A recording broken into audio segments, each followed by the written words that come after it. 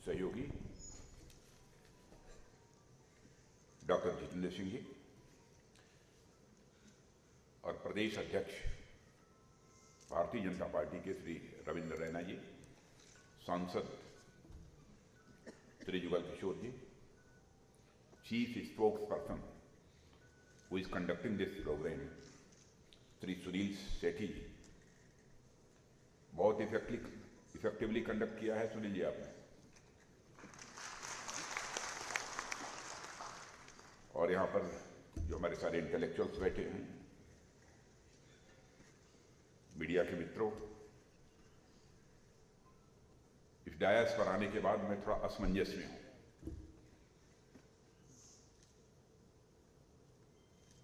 पहले मैंने देखा कि शायद सेवा और सुशासन पर चर्चा करने के लिए यहां पर आप सबको आमंत्रित किया गया है, लेकिन मेरी तैयारी तो इंटरनल और एक्सटर्नल सिक्योरिटी को लेकर, क्या बोलूं, कहां से मैं प्रारंभ करूं, इस कारण हमारे समक्ष एक असमंजस की स्थिति है।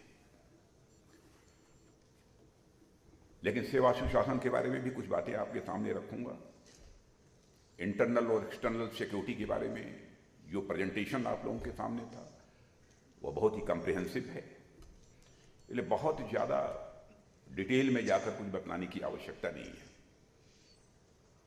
जो कुछ भी मैं चर्चा करूंगा अपनी गवर्नमेंट को लेकर ही चर्चा करूंगा, पॉलिटिकल पार्टी की यहां चर्चा नहीं करूंगा, क्योंकि आज तक अपनी पॉलिटिकल लाइफ में कभी भी यूनिवर्सिटी प्रीमाइस के अंदर मैंने कोई पार्टी कार्यक्रम नहीं किया है, उसकी कभी भी मैंने इजाजत दी नहीं। इसलिए यहां मैं कोई पॉलिटिकल बात नहीं बोलूंगा। गवर्नमेंट का जो परफॉर्मेंस रहा है 9 वर्षों का, कुछ उसके बारे में चर्चा करूंगा, और कुछ इंटरनल और एक्सटर्नल सिक्योरिटी हमारे देश की है उसके बारे में चर्चा करूंगा। 9 वर्षों का कार्यकाल हमारे प्राइम मिनिस्टर के नेतृत्व की सरकार का गुजरा है। यदि मैं कहूं कि 9 वर्षों के अंदर हमारी गवर्नमेंट ने बहुत ही क्रांतिकारी और युगांतकारी सुधारों की नींव रखी है, तो यह कहना भी एग्जैगरेशन नहीं होगा। अचीवमेंट्स तो गवर्नमेंट के बहुत सारे हैं। मैं समझता हूं कि आप लोगों में से बहुत सारे लोगों को गवर्नमेंट के अचीवमेंट्स की बुकलेट भी उपलब्ध हुई होगी, लेकिन सब मिला जुला कर मैं ये कह सकता हूं कि 9 वर्षों में एक बहुत बड़ा काम यह हुआ है कि अंतर्राष्ट्रीय जगत में भारत की प्रतिष्ठा बढ़ी है। अंतर्राष्ट्रीय जगत में भारत का कद बढ़ा है। पहले अंतर्राष्ट्रीय मंचों पर भारत यदि कुछ बोलता था तो भारत की बातों को जितनी गंभीरतापूर्वक लिया जाना चाहिए वह नहीं लिया जाता था, लेकिन आज अंतर्राष्ट्रीय मंचों पर भारत कुछ बोलता है तो सारी दुनिया कान खोलकर सुनती है कि भारत बोल क्या रहा है। यह हैसियत सारी दुनिया में भारत की बनी है। भारत की प्रतिष्ठा का अंतर्राष्ट्रीय जगत में मूल्यांकन करना हो, हमारे प्राइम मिनिस्टर की जो इस बार की विदेश यात्रा थी, इसके पहले की जो उनकी विदेश यात्रा थी, उस दौरान भी आप देखें एक कंट्री का प्राइम मिनिस्टर यह कहता है अब्बास हैं। दुनिया का जो सबसे ताकतवर देश अमेरिका माना जाता है, अमेरिका का प्रेसिडेंट मिस्टर जो बाइडेन यह कहते हैं ग्लोबली आप इतने पॉपुलर हो कि आपका ऑटोग्राफ लेने की इच्छा हो रही है। और पापुआ न्यू गिनी का प्राइम मिनिस्टर अपनी respect from inner core of heart express करने के लिए वो पैर छूता है। पैर छूना यह कोई छोटी बात नहीं है। यह जो कुछ भी हुआ है, मैं समझता हूं कि इन सब सारे लोगों ने भारत के प्रति सम्मान की अभिव्यक्ति की है। हर भारतवासी का यह सम्मान है। यह केवल प्राइम मिनिस्टर का ही सम्मान नहीं है। यह हैसियत भारत की बनी है और बड़े उत्साह के साथ भारत अब तेजी से आगे बढ़ रहा है। और मुझे तो प्राइम मिनिस्टर की वह बात याद आती है जब उन्होंने कहा था 2014 में हम और वह, मैं पार्टी के राष्ट्रीय अध्यक्ष के रूप में, वो प्राइम मिनिस्ट्रियल कैंडिडेट के रूप में एक सार्वजनिक सभा में मौजूद थे। उन्होंने कहा था, सौगंध मुझे इस मिट्टी की, देश नहीं मिटने दूंगा, देश नहीं झुकने दूंगा।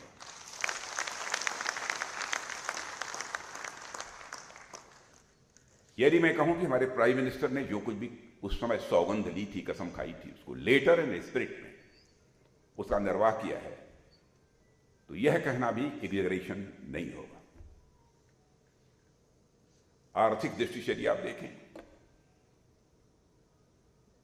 2014 में जब हमारी गवर्नमेंट बनी थी तो उस समय इकोनॉमी की साइज के मामले में भारत दुनिया में लगभग 10वें 11वें स्थान पर खड़ा था। लेकिन 9 वर्षों के अंदर ही हमारा भारत वहां से जंप लेकर दुनिया की टॉप 5 कंट्रीज में आकर खड़ा हो गया। मैं देख रहा था मॉर्गन स्टैनले, एक फाइनेंशियल फर्म है जो कि पहले भारत के बारे में कहती थी कि बहुत ही आर्थिक दृष्टि से यह कमजोर देश है, और उन्होंने एक टर्म कॉइन किया था, फ्रेजाइल 5। तो फ्रेजाइल 5 में कुछ कई कंट्री थी, ब्राजील था, इंडोनेशिया थी, साउथ अफ्रीका, उसमें भारत का भी नाम रखा था। 2013 की बात मैं कर रहा हूं, जब मॉर्गन स्टैनले, इस फर्म ने पूरे वर्ल्ड की इकॉनमी की चर्चा करते हुए यह बात कही थी, और उसी में उन्होंने फ्रेजाइल 5 का लड़खड़ाती हुई, टूटती हुई, कमजोर अर्थव्यवस्था की बात कही थी, 5 कंट्रीज की, तो उनमें भारत भी शामिल था। अब जानते हैं वही मॉर्गन स्टैनले फर्म यह कहती है कि इस पॉसिबिलिटी को भी रूल आउट नहीं किया जा सकता कि 2027 आते आते, यानी 4 वर्षों के अंदर भारत दुनिया की टॉप 3 इकोनॉमीज में आकर खड़ा हो जाएगा। लेकिन मैं जानता हूं इस सच्चाई को, कि सारी दुनिया भी जानती है, पावर परचेजिंग पैरिटी के मामले में आज ही हमारा भारत दुनिया के 3 देशों में आकर खड़ा हो गया। पावर परचेजिंग पैरिटी के मामले में यह हैसियत सारी दुनिया में भारत की बनी है। अब एक घटना, रूस और यूक्रेन के युद्ध चल रहा है। इस यूक्रेनियन क्राइसिस के दौरान हमारे बहुत सारे बच्चे जो वहां पर फंसे हुए थे यूक्रेन में, उनके गार्जियंस यहां बराबर गवर्नमेंट से डिमांड कर रहे थे, चाहे जैसे भी हो, यूक्रेन से हमारे बच्चों को आप बाहर निकालो। असमंजस की स्थिति थी, लेकिन एक स्ट्रांग विल पावर होने के कारण हमारे प्राइम मिनिस्टर ने चटपट फैसला किया और टेलीफोन उठाकर सीधे रूस के प्रेसिडेंट मिस्टर पुतिन से बात की, अमेरिका के राष्ट्रपति मिस्टर जो बाइडेन से बात की, और यूक्रेन के राष्ट्रपति मिस्टर जेलेंस्की से बात की। और आप सबको जानकारी है कि 4.5 घंटे के लिए युद्ध रुक गया और हम अपने हजारों बच्चों को लेकर जो है भारत आ गए।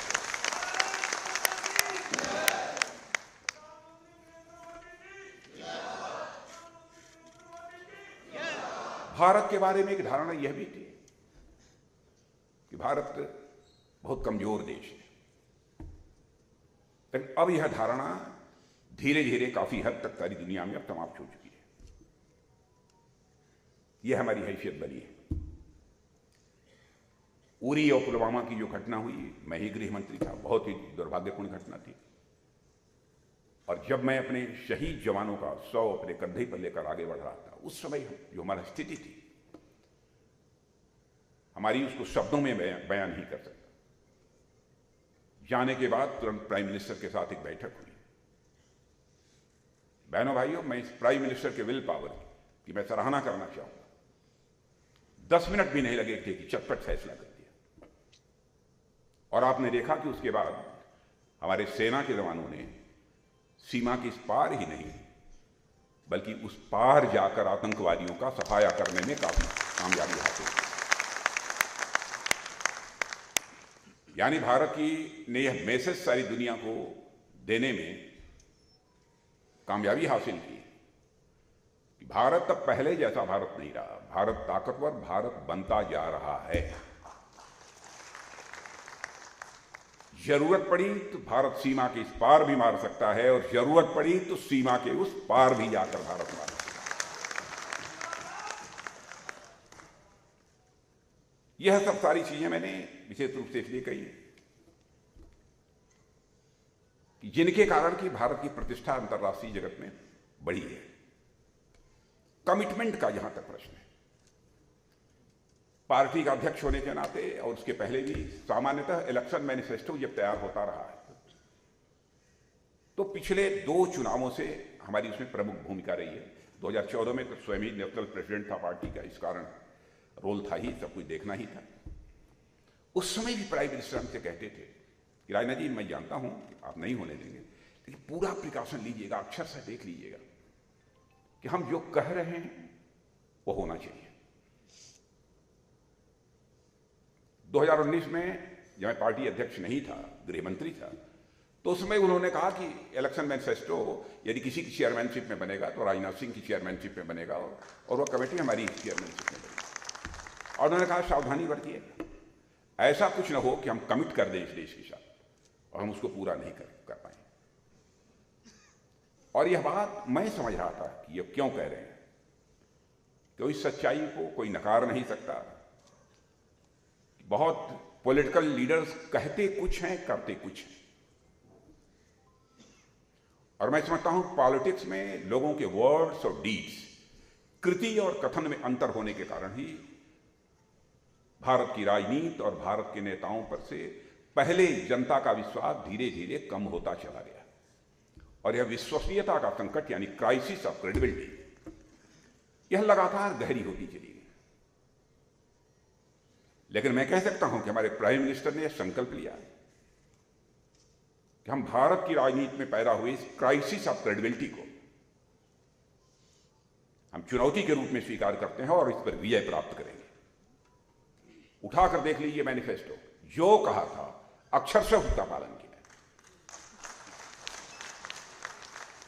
जो कहा था अक्षर से उसका पालन किया। मैं मानता हूं कि डेमोक्रेटिक कंट्रीज में क्रेडिबिलिटी का होना पॉलिटिशियंस का यह बहुत ही आवश्यक है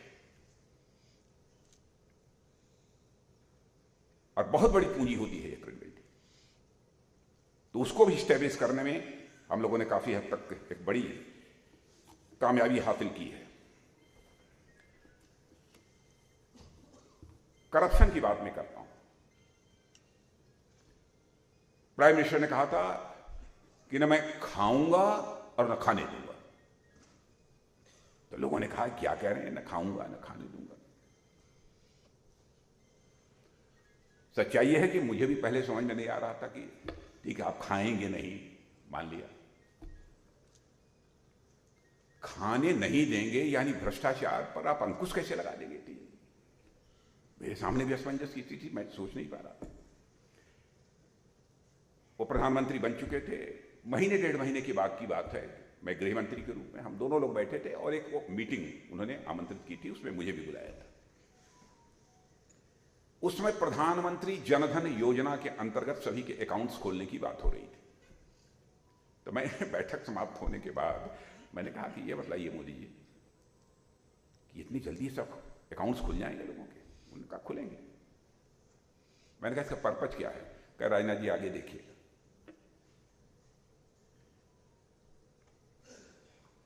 मैं समझता हूं कि हिंदुस्तान के हर परिवार में लोगों के अकाउंट्स बैंक में खुल गए।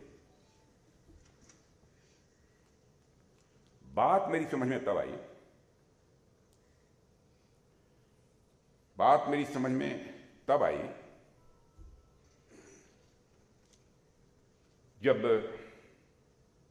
डीबीटी के माध्यम से लोगों को पैसा ट्रांसफर होना शुरू हुआ।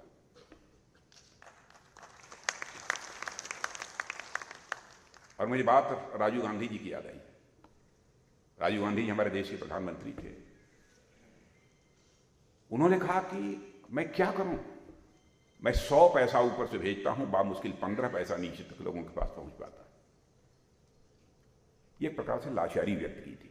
मैं प्रधानमंत्री राजीव गांधी की आलोचना नहीं कर रहा हूं, और सामान्यतः राजनीतिक क्षेत्र में काम करते हुए मुझे आपने कभी नहीं सुना होगा मैंने किसी प्रधानमंत्री को क्रिटिसाइज किया।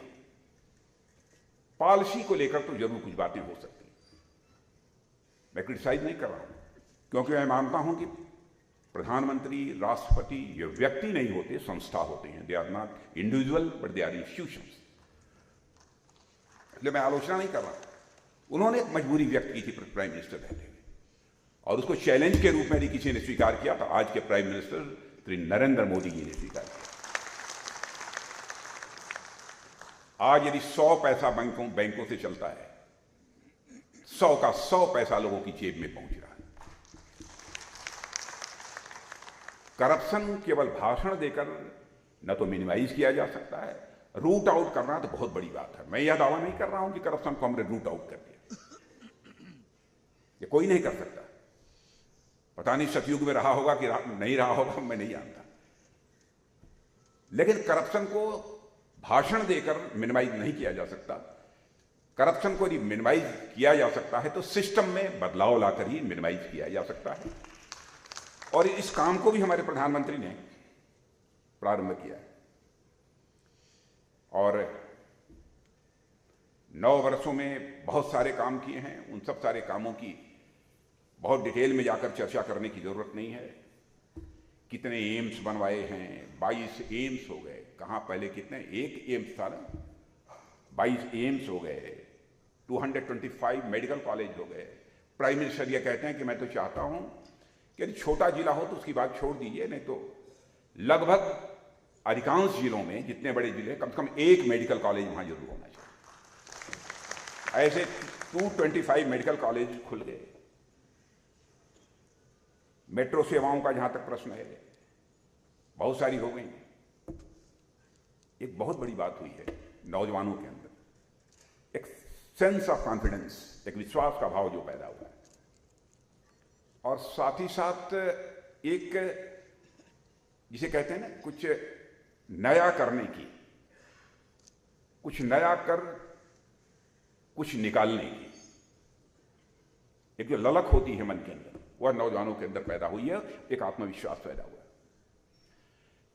जहां तक मेरी जानकारी है, 2014 के पहले इस देश में बामुश्किल स्टार्टअप्स 400, 500, 600 के आसपास हुआ करते थे। आज हमारे देश में नौजवानों ने एक करिश्मा किया है कि स्टार्टअप्स का नंबर अप्रॉक्सीमेटली 1 लाख तक पहुंच गया है। 1 लाख तक, 400, 500 और कहां 1 लाख। और यूनिकॉर्न्स का वो भी अप्रॉक्सीमेटली 100 है। बीच में तो 107 हो गया था, लेकिन वो 2, 3, 4 ये नंबर घटता बढ़ता रहता है। यह उनकी संख्या हो गई है। एक्सपोर्ट हो, इंपोर्ट हो, हर में भारत को एक अच्छी खासी कामयाबी हासिल हुई है।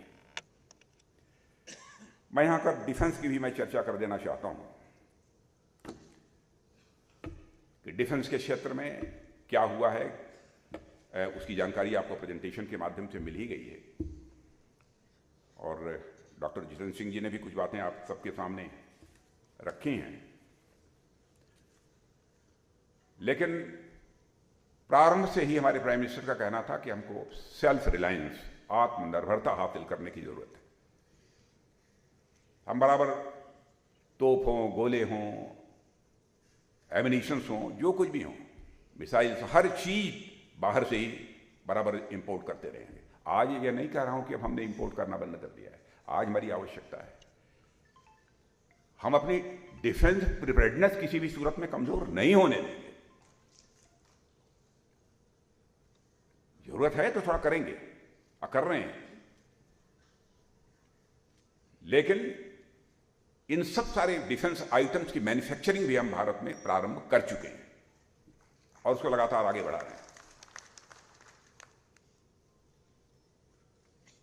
और डिफेंस मैन्युफैक्चरिंग जो हम यहां कर रहे हैं, उसका परिणाम यदि देखना हो तो लगभग 900 करोड़ का एक्सपोर्ट 2013 में भारत का होता था डिफेंस आइटम्स का। आज वह एक्सपोर्ट बढ़कर 16,000 पहुंच गया है। और मैं समझता हूं कि कुछ ही महीनों के अंदर वह 20,000 करोड़ क्रॉस करेगा, जो अब तक की बातचीत हुई है। इस क्षेत्र में भी सरकार ने काफी काम किया है और कुछ मेजर डिसीजंस भी हम लोगों ने डिफेंस के क्षेत्र में लिए हैं, जिसके कारण इस प्रकार की स्थिति पैदा हुई है। और आपने देखा होगा कि हमारा प्राइम मिनिस्टर का बराबर जोर रहा है कि मेक इन इंडिया, भारत में बनाओ, और मेक फॉरवर्ड, और सारी दुनिया के लिए बनाए। इसी लक्ष्य को सामने रखकर हम लोग लगातार अपने कदम आगे बढ़ा रहे हैं। जहां तक सिक्योरिटी का प्रश्न है, सिक्योरिटी के फ्रंट पर भी गवर्नमेंट ने बहुत कुछ किया है। हमारे लिए राष्ट्रीय सुरक्षा की दृष्टि से 4 डायरेक्टिव प्रिंसिपल्स हैं, नीति निर्देशक तत्व हम जिसे कहते हैं।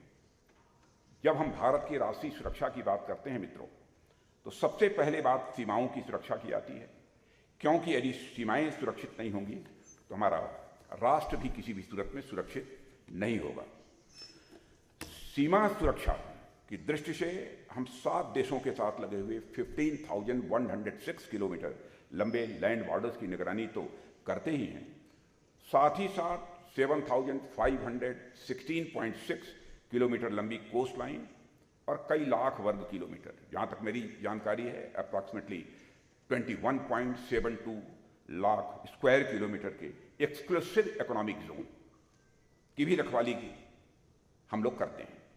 पिछले लगभग 75 ईयर्स में लैंड और मैरीटाइम बाउंड्रीज पर हमें बहुत सारी चुनौतियों का सामना करना पड़ा है, मगर हमारी सेनाओं और सुरक्षा बलों ने मिलकर उस चुनौती का डटकर सामना किया है और उस पर विजय प्राप्त की है। साथियों, जब से भाई हमारा यह भारत आजाद हुआ है, कई भारत विरोधी ताकतों की यह लगातार कोशिश रही है कि या तो सीमाओं पर या फिर सीमाओं के रास्ते से भारत के भीतर अस्थिरता का माहौल पैदा किया जाए। पाकिस्तान की जमीन से इसके लिए बड़े पैमाने पर लगातार कोशिश की गई है। आप लोग पड़ोसी हैं, अच्छी तरह जानते होंगे। और पाकिस्तान की तरफ से भारत को चोट पहुंचाने की कितनी बार और कैसी कैसी नापाक कोशिशें हुई हैं, इस पर मैं बहुत विस्तार में नहीं जाना चाहूँगा। मैं यह कहना चाहता हूं कि सीमा पार से प्रायोजित जो आतंकवाद है, आतंकवाद ने इस देश में हजारों निर्दोष नागरिकों की जानें ली हैं। दुर्भाग्य से आतंकवाद को प्रायोजित करने वाली ताकतों को सही जवाब देने में देरी हुई। देरी ही नहीं बल्कि यूपीए सरकार के बारे में कहूं, जितना इफेक्टिव स्टेप लेने चाहिए थे हो नहीं पाया, और पाकिस्तान को ही आतंकवाद से प्रभावित देश मानने की हम लोगों ने एक बार गलती कर दी थी कि पाकिस्तान भी आतंकवाद से यह प्रभावित देश है। प्रधानमंत्री नरेंद्र मोदी के नेतृत्व में हमारी सरकार ने आतंकवाद के खिलाफ प्रभावी कार्रवाई प्रारंभ की, इसकी जानकारी है आपको। और पहली बार देश ही नहीं, दुनिया ने जाना कि जीरो टॉलरेंस अगेंस्ट टेररिज्म का मतलब क्या होता है, यह दुनिया ने समझा। और आतंकवाद के खिलाफ हमारी सरकार ने, जैसा हमने बताया कि उरी और पुलवामा की घटना हुई, उसके बाद क्या किया, भारत और विशेष रूप से जम्मू कश्मीर ने लंबे समय तक आतंकवाद का दंश झेला है। और यहां के लोग इस बात को भी अच्छी तरह जानते हैं कि आतंकवाद का जहर समाज को कैसे जड़ों से खोखला कर देता है। आतंकवाद का पूरा नेटवर्क यहां जम्मू और कश्मीर में दशकों से काम कर रहा था। आज उस नेटवर्क को काफी हद तक कमजोर करके उसके खिलाफ सख्त कार्रवाई की गई है। और हमने आतंकवाद की फंडिंग पर भी रोक लगाई है, हथियारों और ड्रग्स की सप्लाई पर भी हमने रोक लगाई है। और आतंकवादियों के सफाई के साथ साथ जो अंडरग्राउंड वर्कर्स का नेटवर्क यहां काम करता था, उसे भी छिन्न भिन्न करने की हम लोगों ने भरपूर कोशिश की है। और इस काम को करने के लिए जहां पर विल पावर की जरूरत होती है, वहीं उन कंस्ट्रेंट्स को भी समाप्त करने की भी जरूरत थी, और जो ऐसे राष्ट्र विरोधी ताकतों के खिलाफ प्रभावी करने की राह में बाधा बनते हैं।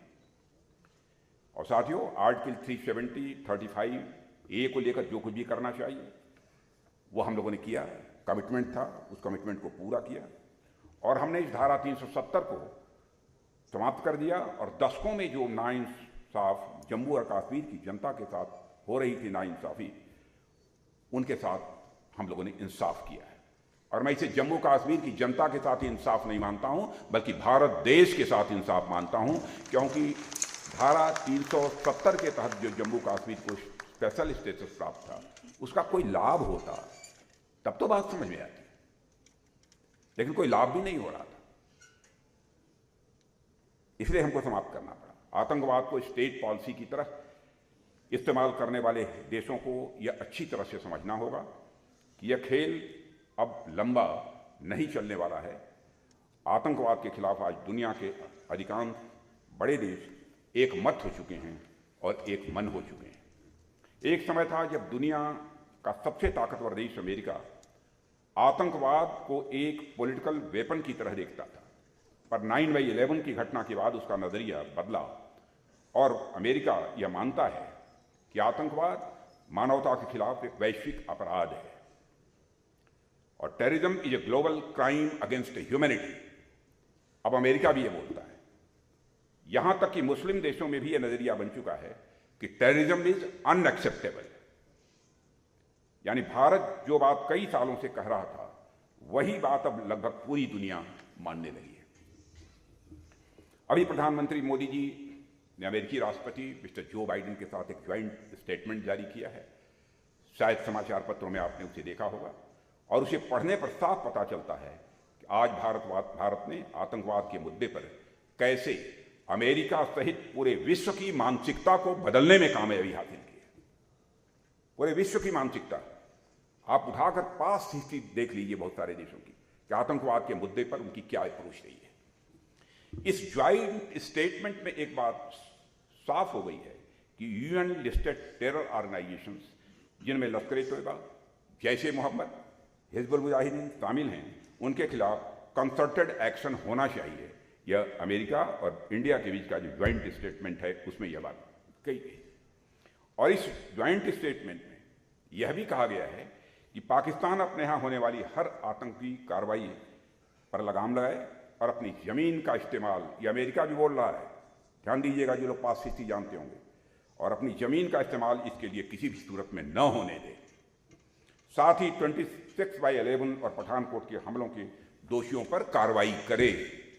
पहली बार यह स्टेटमेंट आया। इसी तरह टेरर फंडिंग को समाप्त करने पर भी ज्वाइंट स्टेटमेंट में बात की गई है।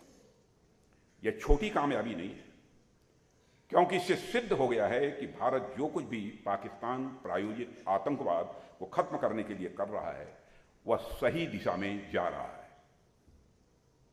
साथियों, स्वाभाविक है कि पाकिस्तान के हुक्मरानों को इस ज्वाइंट स्टेटमेंट से मिर्ची लगेगी।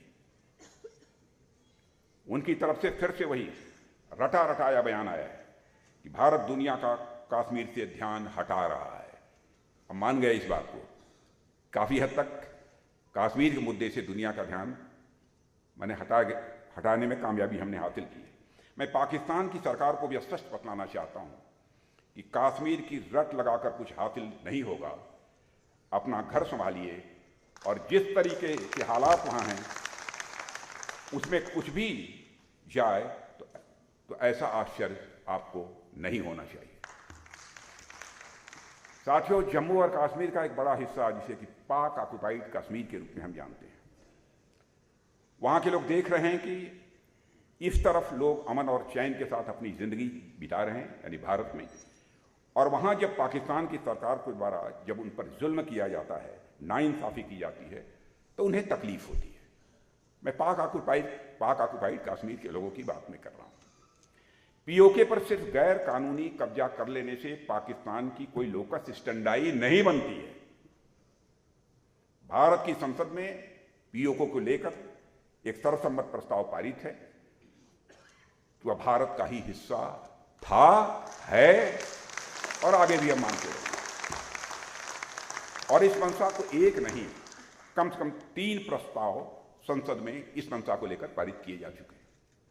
साथियों, हमारा अब तो आप ये देख रहे हैं कि पीओके में क्या हो रहा है। मैंने एक बार कहा था कि मुझे लगता है कि बहुत ज्यादा हमको कुछ करने की जरूरत नहीं पड़ेगी। पाक ऑक्युपाइड कश्मीर के लोगों पर जो जुल्म ढाया जा रहा है, वहीं से यह डिमांड उठेगी कि हमको भारत में अपने को मर्ज करना है। और आपने देखा होगा टेलीविजन के पर्दे पर कई बार वहां के लोग स्लोगन, नारे लगा रहे हैं कि हमको भारत में मर्ज करो। यह कोई छोटी बात नहीं है। साथियों, हमारा दूसरा पड़ोसी देश चीन है। चीन के साथ भी कई बार कुछ मुद्दों को लेकर मतभेद हो जाता है, मगर सच है कि लंबे समय से चीन के साथ सीमा को लेकर एक परसेप्शनल डिफरेंस है ही। और इसके बावजूद कुछ ऐसे समझौते हैं, कुछ ऐसे प्रोटोकॉल्स हैं जिनका पालन करते हुए दोनों देशों की सेनाएं पेट्रोलिंग करती हैं। यह समझौते नरसिम्हा राव जी के समय में, अटल जी के समय में और डॉक्टर मनमोहन सिंह जी के समय में दोनों देशों की सहमति के आधार पर भी हुए हैं। 2020 में पूर्वी लद्दाख में जो विवाद हुआ था, उसका कारण था कि चीन की सेनाओं ने एग्रीड प्रोटोकॉल्स को नजरअंदाज किया था। चीनी सेना पीएलए ने यूनिलेटरल तरीके से एलएसी पर कुछ बदलाव करने का प्रयास किया, जिसे हमारे बहादुर सैनिकों ने उसे विफल कर दिया। गलवान की उस घटना का भी मैं जिक्र करना चाहूंगा कि उस घटना को 3 वर्ष गुजर चुके हैं, मगर जिस शौर्य पराक्रम के साथ साथ संयम का परिचय भी हमारी भारतीय सेना ने दिया है, वह देश कभी भूल नहीं सकता। बहनों भाइयों, मैं देश का रक्षा मंत्री होने के नाते में आने वाली पीढ़ियां भी हमारे जाबाज सैनिकों पर गर्व करेंगे। दूर दराज बैठे हुए लोगों को इसका अंदाज नहीं लग पाता। बराबर डे टू डे की रिपोर्टिंग मुझे होती थी। मैं जानता हूं किन परिस्थितियों में हमारे नौजवान लड़ते हैं, कितनी बहादुरी के साथ लड़ते हैं, कितनी हिम्मत के साथ लड़ते हैं। बहुत सारी बातें हैं, लेकिन सार्वजनिक रूप से उनकी चर्चा भी मैं नहीं कर सकता। मगर इतना मैं जरूर कहूंगा कि जब भी गलवान का इतिहास लिखा जाएगा, तब पूरा देश हमारे सेना के जवानों के शौर्य और पराक्रम पर गर्व करेगा। मेरे बहनों भाइयों, यह बात मैं पूरे विश्वास के साथ आपके सामने कहना चाहता हूं। और मुझे तकलीफ तब होती है जब सरकार को कटघरे में खड़ा करने के प्रयास में हमारे देश के सैनिकों के पराक्रम पर भी प्रश्न चिन्ह लगा दिया जाता है। नहीं होना चाहिए। भारतीय सेनाओं की प्रतिष्ठा, उनकी बहादुरी और उनकी निष्ठा पर भारतवासियों को नाज है। रहा सवाल चीन के कब्जे का, तो मैं यहां फिर से दोहराना चाहूंगा, 2013 के बाद एलएसी से सटी भारतीय सीमा पर बराबर कुछ न कुछ हरकतें होती रही हैं, इसमें कोई हर्ज नहीं है। लेकिन बहुत बड़ा कब्जा हमारी गवर्नमेंट आने के बाद हो गया हो, बहुत बड़ा बदलाव कोई हो गया है, इसे मैं खारिज करता हूं। भारत और चीन के बीच सीमा के विवाद का हल बातचीत के रास्ते और शांतिपूर्ण तरीके से हो, हम ये चाहते हैं। मिलिट्री और डिप्लोमेटिक लेवल पर बातचीत इस समय चल नहीं रही है। मैं आप सभी को आश्वस्त करना चाहता हूं कि हम भारत की सीमा, उसके सम्मान और उसके स्वाभिमान से किसी भी सूरत में समझौता नहीं करेंगे। सीमाओं की पवित्रता को हम कतई भंग नहीं होने देंगे। मित्रों, चीन के साथ 1962 में जो हुआ,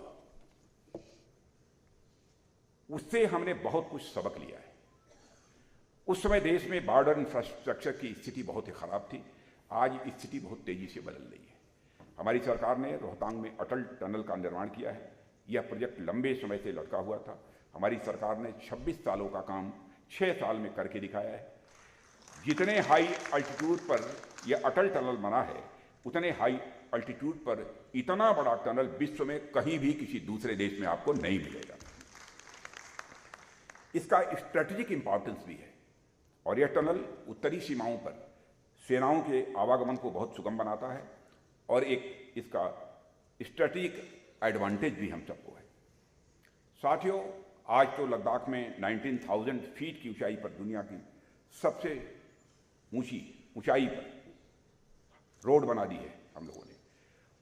यह उमलिंगला पास पर रोड बनाकर बीआरओ ने दुर्गम इलाकों को भी जोड़ दिया है। अब बॉर्डर रोड ऑर्गेनाइजेशन लद्दाख में 135 किलोमीटर लंबा एक और हाईवे बना रहा है, जो डेमचोक और चुशूल को जोड़ देगा।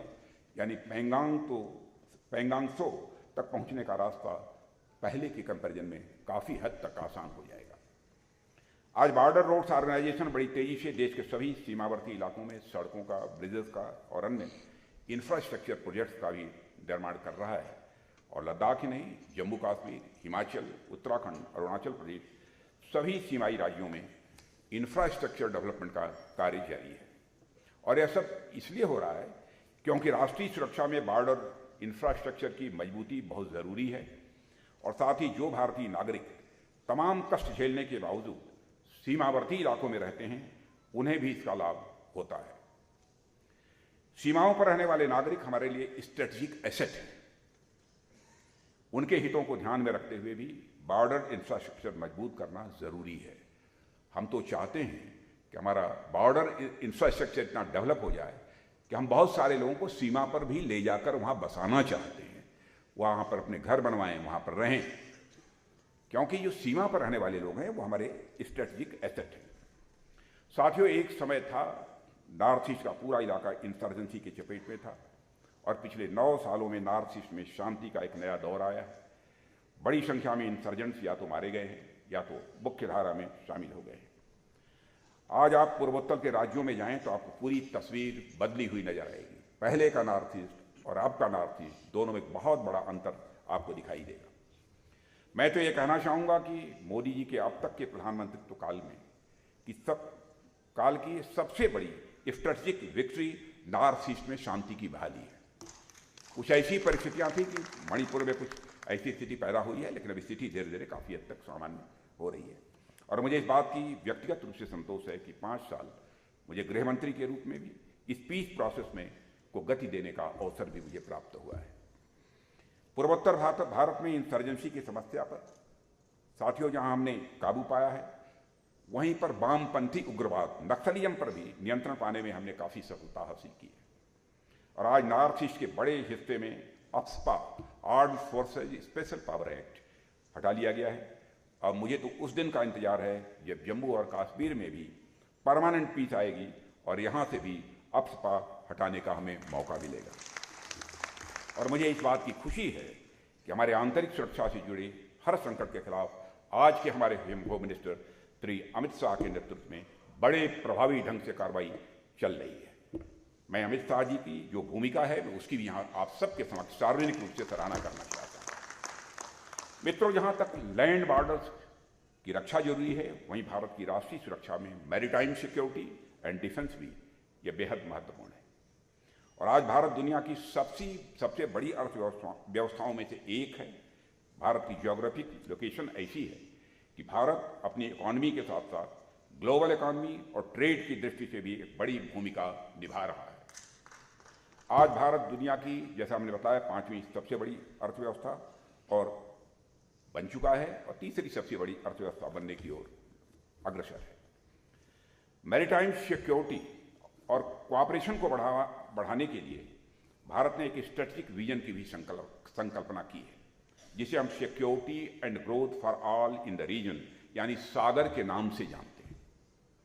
सागर के द्वारा हमारे कोस्टल नेबर्स के साथ भारत के आर्थिक और सुरक्षा सहयोग को स्वाभाविक रूप से बढ़ावा मिला है। इसके द्वारा मानवीय सहायता, पायरेसी और आतंकवाद को कम करने में भी काफ़ी मदद मिली है।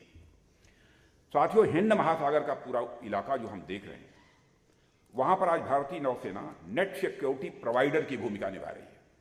नेट सिक्योरिटी प्रोवाइडर की भूमिका हमारी नौसेना निभा रही है। मैं आप लोगों को यह भी बताना चाहूंगा कि इंडियन नेवी और कोस्ट गार्ड ने इस महासागरीय क्षेत्र में एक ऐसा भरोसा और विश्वास अन्य देशों के अंदर भी पैदा किया है कि उन्हें वे इंडियन ओशन में सबसे बड़े संकट मोचक और रक्षक के रूप में देखा है। साथियों, आज दुनिया की बड़ी से बड़ी नौसेनाएं भारत के साथ मिलकर अभ्यास करना चाहती हैं। पिछले दिनों मैंने दक्षिण भारत का दौरा किया और सदर्न नेवल कमांड सहित भारत के आसपास के समुद्री क्षेत्रों में नौसेना की ताकत को करीब से मैंने अनुभव भी किया है। हमने तो अब विक्रांत जैसे विशाल एयरक्राफ्ट कैरियर भी बना लिया है, जो विक्रमादित्य के साथ मिलकर देश की समुद्री सीमाओं की समय रक्षा कर रहा है। आगे भी हमारी योजना इसी प्रकार के एयरक्राफ्ट कैरियर बनाने की और है, जिस पर कि काम चल रहा है। मेरा तो यहां तक मानना है कि इस नए दशक में भारतीय नौसेना दुनिया की टॉप 3 सेनाओं में से एक बन जाएगी। हमारी कोशिश यह है। हम इकॉनमी की दृष्टि से नहीं, बल्कि सेना की ताकत के मामले में भी हम दुनिया के टॉप 3 देशों में खड़ा करना चाहते हैं। टॉप 1 शायद आज़ादी के 100 वर्ष पूरे हों तो अभी दिन हमको देखने को मिले। साथियों, आज हमने हमारे नेबरहुड की अवधारणा को भी और व्यापक स्वरूप प्रदान किया है। हमारे आसपास ऐसे भी अनेक देश हैं जिनकी सीमाएं हमारी थलीय सीमा से नहीं लगती, लेकिन वह हमारी एक्सटेंडेड नेबरहुड की संकल्पना के तहत आते हैं। एक्सटेंडेड नेबरहुड की हमारी एक संकल्पना है, उसके अंतर्गत आते हैं। ऐसे आसियान कंट्रीज हैं, सेंट्रल एशियन कंट्रीज हैं, यह सब सारी कंट्रीज हमारे एक्सटेंडेड नेबरहुड के अंतर्गत आती हैं। ऐसे देशों के साथ भौगोलिक दूरी, ज्योग्राफिकल डिस्टेंस हमारी भले ही हो, पर दिलों की नज़दीकी अच्छी तरह हम लोगों ने कायम कर रखी है। आप लोगों ने समय समय पर, जब भी हमारे मिनिस्टर्स के दौरे होते हैं, हमारे प्राइम मिनिस्टर के दौरे होते हैं, उसके बाद जो भी स्टेटमेंट्स आते हैं, उससे उसकी झलक आप साफ तौर पर देख सकते हैं। साथियों, आज ग्लोबल थ्रेट्स और चैलेंजेस का स्वरूप इतना डायनेमिक हो गया है, यह आवश्यक हो गया है कि हमारा रिस्पांस भी इंटीग्रेटेड हो और साथ ही साथ यूनाइटेड भी हो। भारत एक प्रमुख रीजनल पावर है, इसलिए हमारे एक्सटेंडेड नेबरहुड के साथ अन्य देशों को लेकर अपनी सुरक्षा चिंताओं को अलाइन करना हमारे लिए ये बहुत ही महत्वपूर्ण है। राष्ट्रीय सुरक्षा की दृष्टि से भारत का पश्चिम एशिया के देशों के साथ बेहतर संबंध होना यह भी काफ़ी महत्वपूर्ण हो जाता है। और यह सारे देश, जिसमें सऊदी अरब, कतर, बहरीन, संयुक्त अरब अमीरात, जॉर्डन, इजराइल, फिलिस्तीन इत्यादि शामिल हैं, और भारत की एनर्जी और स्ट्रेटजिक बैलेंस की दृष्टि से भी इनका एक अपना विशेष महत्व है। साथ ही इन देशों में बड़ी संख्या में भारतीय नागरिक भी रहते हैं, जो काम और व्यापार के सिलसिले में वहां रहते हैं। प्रधानमंत्री से नरेंद्र मोदी ने विशेष रूप से इस इलाके के देशों के साथ बेहतर संबंध बनाने पर अपना ध्यान केंद्रित किया है। परिणाम सामने हैं। यहाँ के अधिकांश देश आतंकवाद को किसी भी सूरत में समर्थन अब नहीं दे रहे हैं। इनमें से कुछ थे जो समर्थन देते थे। इससे हमारे सुरक्षा संबंधों में काफी सुधार हुआ है और सकारात्मक परिणाम साथियों अब सामने आ रहे हैं। भारत की नेबरहुड फर्स्ट, एक्ट ईस्ट और इंडो पैसिफिक पॉलिसी आपस में एक दूसरे से ये जुड़ी हुई है। साथियों, आजकल इंडो पैसिफिक की खूब चर्चा हो रही है। आप लोगों ने समाचार पत्रों में भी देखा होगा। भारत का दृष्टिकोण इंडो पैसिफिक के लिए काफी पॉजिटिव है, सकारात्मक है, और भारत की क्षेत्र में मजबूती हमारी राष्ट्रीय सुरक्षा के हित में है। मैं आपको ये बताना चाहूंगा कि आने वाले दिनों में इंडो पैसिफिक का क्षेत्र बहुत अहम होने वाला है। और मित्रों, इस ग्लोबलाइज्ड और इंटीग्रेटेड वर्ल्ड में भारत की सिक्योरिटी सिनेरियो का समीकरण तब तक सही नहीं बैठेगा जब तक कि विश्व में मेजर पावर्स के साथ हमारा अच्छा तालमेल न हो। और भारत ने विश्व के ट्रेडिशनल सुपर पावर्स जैसे अमेरिका और रूस के साथ भी बहुत ही सौहार्दपूर्ण तरीके से संबंधों का निर्वाह किया है। कभी कभी कुछ लोगों को कंफ्यूजन भी होता है, लेकिन उसकी चिंता नहीं है। जो भारत के हित में होगा वो हम करेंगे। जबकि इसके साथ साथ हमने ग्लोबल इकोनॉमिक पावर हाउसेज जैसे जापान और साउथ कोरिया के साथ भी अच्छे संबंध बनाए हैं। आज भारत अमेरिका का संबंध वास्तव में एक नेचुरल एलाई के रूप में देखा जा रहा है, और दोनों ही देशों में एक बड़ी समृद्ध लोकतांत्रिक परंपरा, रिच डेमोक्रेटिक ट्रेडिशंस भी हैं, और अब सुरक्षा की दृष्टि से भी दोनों देश बेहद करीब एक दूसरे के आ रहे हैं। और अमेरिका के साथ हमने स्ट्रेटजिक पार्टनरशिप की है, जो हाल में और अधिक गहरी हुई है। साथियों, हम भारत अमेरिका डिफेंस कोऑपरेशन को भी प्रायोरिटी दे रहे हैं, और दोनों देशों के बीच मिलिट्री टू मिलिट्री इंगेजमेंट के विस्तार और information sharing, artificial intelligence, cyber और अंतरिक्ष, आपसी लॉजिस्टिक सपोर्ट जैसे क्षेत्रों में भी सहयोग बड़ी तेजी से आगे बढ़ा है। आज भारत अमेरिका रक्षा सहयोग एक नए युग में प्रवेश कर चुका है। अभी प्रधानमंत्री मोदी जी का दौरा हुआ है, वह डिफेंस कोऑपरेशन की दृष्टि से बड़ा ही लैंडमार्क इवेंट है। और यह बहुत बड़ी बात है कि ज्वाइंट स्टेटमेंट में दोनों नेताओं ने डिफेंस इंडस्ट्रियल कोऑपरेशन में आने वाले हर रोड ब्लॉक को दूर करने का संकल्प किया है। और साथियों, अमेरिकी एरोस्पेस कंपनी GE और भारत की HAL के बीच एयरक्राफ्ट इंजन बनने का जो समझौता हुआ है, उससे भारत जेट इंजन बनाने वाला दुनिया का चौथा देश बन जाएगा। अब तेजस विमानों में मेक इन इंडिया इंजन लगेंगे, यह हम सबको सौभाग्य प्राप्त हुआ है।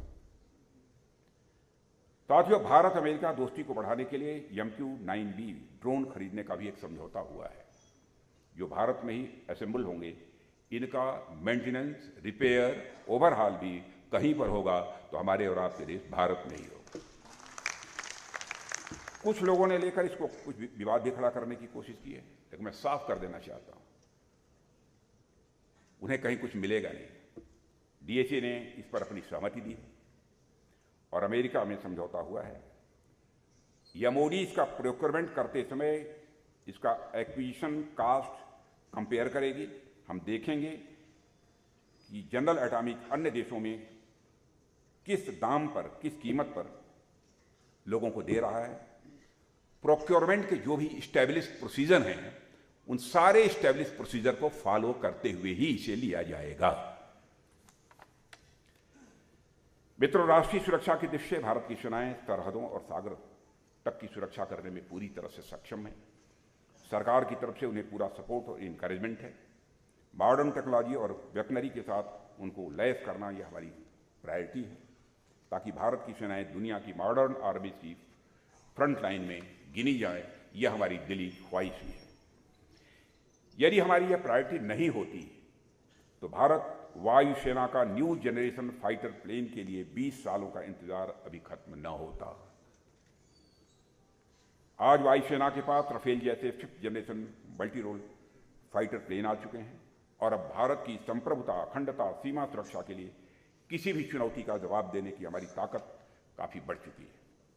मगर भारत अपनी सामरिक और सैन्य ताकत के लिए आयातित हथियारों पर निर्भर नहीं रहना चाहता।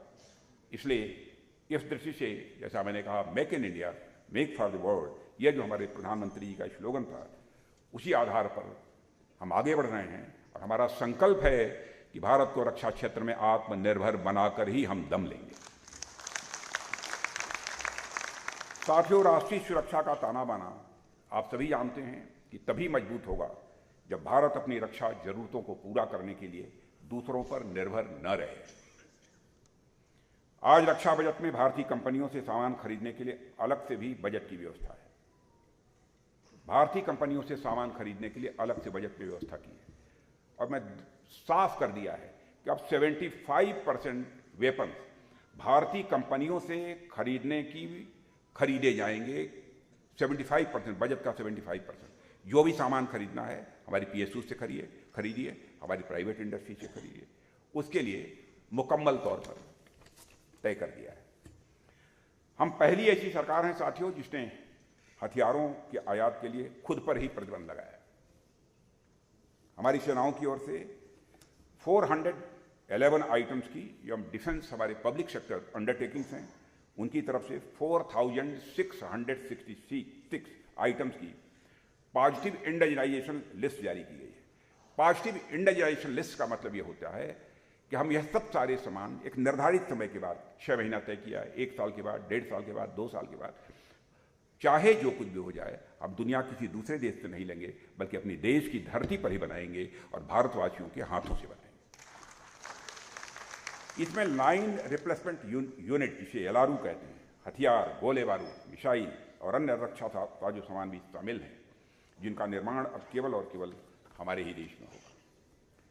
साथियों, भारत की राष्ट्रीय सुरक्षा सुनिश्चित करने के लिए कई स्ट्रक्चरल रिफॉर्म्स यानी ढांचागत सुधार भी किए जा रहे हैं। आप सब जानते हैं कि लंबे समय के बाद देश में एक चीफ ऑफ डिफेंस स्टाफ का भी गठन किया गया है। साथ ही रक्षा मंत्रालय में डिपार्टमेंट ऑफ मिलिट्री अफेयर्स का भी गठन किया गया है और इन्हें आज़ादी के बाद भारत में हुए सबसे बड़े डिफेंस रिफॉर्म्स के रूप में भी काउंट किया जा रहा है। डिफेंस रिफॉर्म्स की इस नीति पर आगे बढ़ते हुए हम एक नए तरीके से थिएटर कमांड्स का निर्माण करने की दिशा में काम कर रहे हैं और यह भी अपने आप में एक क्रांतिकारी सुधार होने जा रहा है। मित्रों, भारत की राष्ट्रीय सुरक्षा को लेकर जिस बड़े पैमाने पर काम चल रहा है वह अपने आप में अभूतपूर्व है।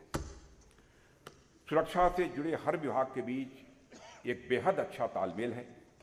इसके बावजूद हम इस बात को लेकर सचेत हैं कि हमारी दृष्टि भारत विरोधी ताकतों के नापाक इरादों और मंसूबों को किसी भी सूरत में फलीभूत न होने दें।